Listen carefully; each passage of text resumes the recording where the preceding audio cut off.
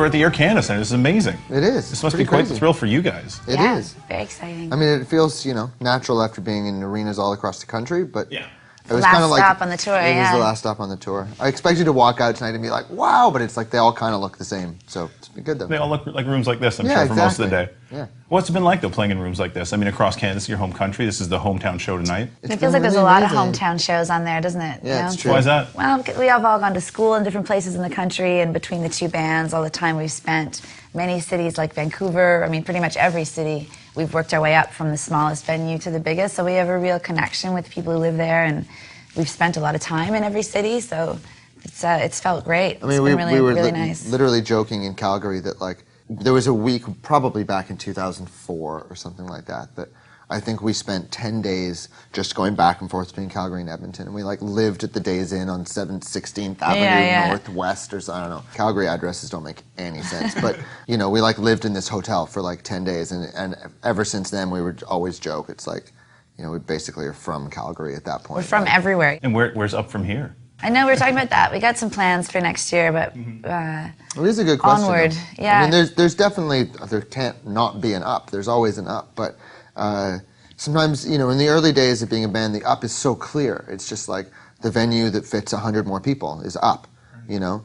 Like, numbers are just up, and then there comes a point, not to say at all, like, we've reached the top of numbers, because that definitely hasn't happened, but you know, you kind of reach a point where it's possible that all the people that would like your music know your music and like your music, and you know, in some territories, and I don't know, there's definitely an element of finding out what's next internally as opposed to externally. yeah, and there's all the film stuff too that's around. You know, we have our own studio. Jimmy's been just like doing another round of renovations on that, so there's a lot of possibilities of a lot of things that we can do. It's exciting. I'm writing an opera. Are you? I wouldn't be surprised though with all the Howard Shore work and everything. I'm not writing an opera. I'm not. I was thinking maybe hate opera. The next step might be production stuff, because I think it was you that was talking about seeing Roger Waters at Coachella and just like the surround sound and like really respecting the audience in terms of... Yeah, amazing show. Yeah, so in terms of this tour, I guess the production value must have been up too, to do arenas across this country. Yeah, well, we work with such great people, you know. We have such talented people that have been on our crew for, a lot of them for many years, and I think it's kind of the same feeling for them of having the opportunity to have a bigger canvas to work with, and I really love what they've come up with. Yeah. You know, it's a lot of people involved, and every day it's unbelievable when we come out. It's like, you know, the number of hard hats on the tables and the number of people who are kind of really working around the clock to set the whole thing up. It's really impressive.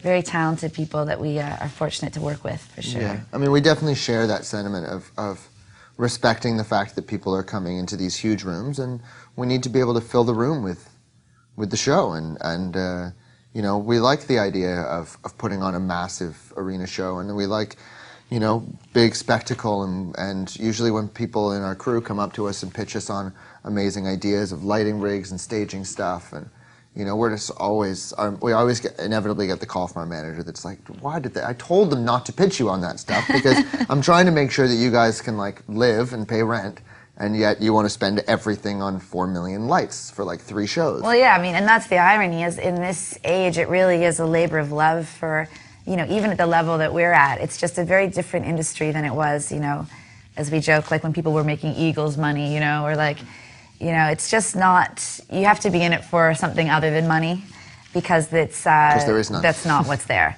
You put, at least in our case, we put so much back into the whole thing, because that's, the experience is the point.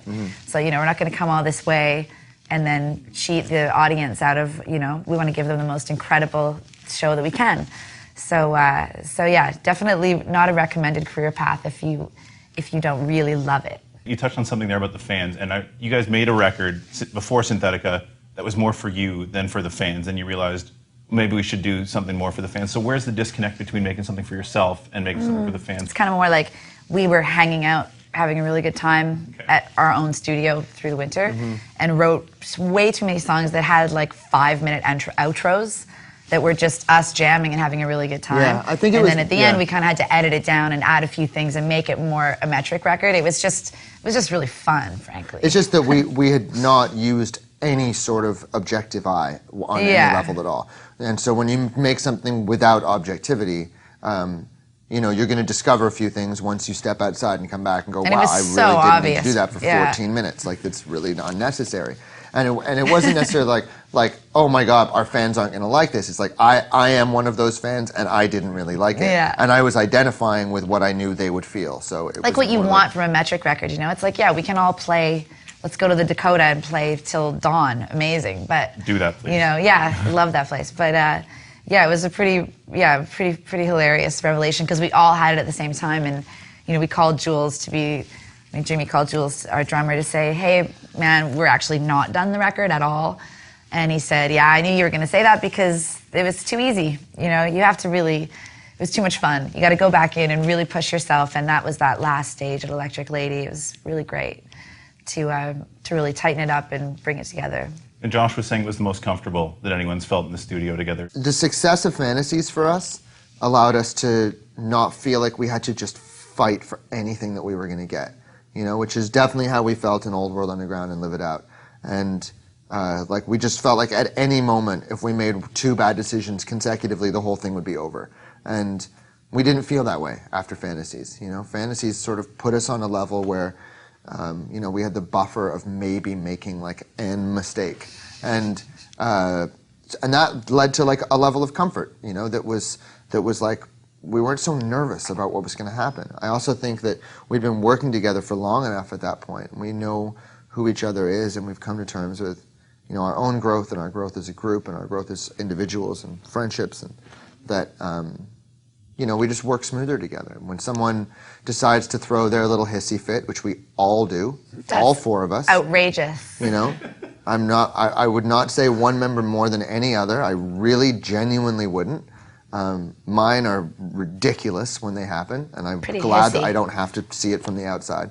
But we all know what to do now. It's like no one gets offended, no one gets freaked out, no one gets annoyed or pissed off. You just take it in stride, and that took 10 years of relationships. Now that we're there, it's easier. It's really boring, but no, I'm just kidding. Did the success lead to more creativity, or did you need a break? I mean, you toured 2 years? Yeah, we went nonstop. straight in. Yeah, we went actually. straight You in. did, We, I we thought were- you did. We were Okay. really inspired at the time. Like this, there's something that happens like in a moment where we've always talked about the idea that the success of the band was so slow and steady. In 2010, it did a thing that it had never done before, and that was a really exciting time. And that was, I think we all came out of that time really juiced up. So we took that energy and just went right in with it. As opposed Yeah, and to instead waiting. of pressure, it was actually the absence of fear or something. It was like Jimmy was saying, like it was so nice for us to feel like finally people were listening. They seemed to understand. It was like, okay, yeah, we don't have to battle this every step of the way just to get our music heard. It felt like we finally kind of had some ears and we could develop as artists as opposed to just trying to prove something. What about you as a lyricist? Because I heard you say you were trying to be as honest as you could with this record without being autobiographical. Yeah, it's more like I just don't personally go in for the confessional tone. Like I'm not someone who writes lyrics from your journal, you know what I mean? It's not my style. And the artists that I've really admired take a different tone, and I'm just personally kind of fascinated by the use of the pronoun and how you can say I when you're talking about someone else, and you can say you when you're talking about yourself, and just like always exploring. Just gave away all your tricks, man. Everybody knows, but always exploring. What is the emotion of the community around you, your friends. Like I don't feel like I'm only speaking for myself when I write. I'm like considering what I've seen happen in the lives of my bandmates and my friends and family and my city and the world, and just trying to be aware beyond your own little stupid problems. So yeah, did that answer the question? I think so. And you got me to tie it up, because we're going to close things out with the Friends thing. Stars are on tour with you. You've known them forever. Everyone's been talking about this. But are they coming out in songs? Because Chris and Evan play on 2 of the tracks, at least on They this did, record, yeah. right? So they're doing Horns for You We live? talked about doing that, but On stage, you mean? yeah, we talked about it, but technically technically it hellish. was a little annoying, and then we just kind of, I don't know. There's an element of we just want to relax, And we'd way and rather just have do a good time and like like what we've been doing. Like they come to our bus after the show Yeah, for I mean, like Evan's, he's got his little baby on tour, and he kind of needs to be, a dad at moments, and which is beautiful to see. And but the tour has been There's going to be tears later on. There's put it that way. Yeah. Because it'll be over after tonight. And it took after the first night in Victoria, we realized that the last time these two bands shared a stage was March 2002. Where was that? You know? That was at Bottom of the Hill in San Francisco. Crazy. And so it's 10 and a half years. And that's ridiculous. And now you're headlining arenas across Canada. Now we're doing arenas across Canada. it's nice. And probably try and find a way to do it again somehow. Before I let you go, 5 quick questions, 1-word answers.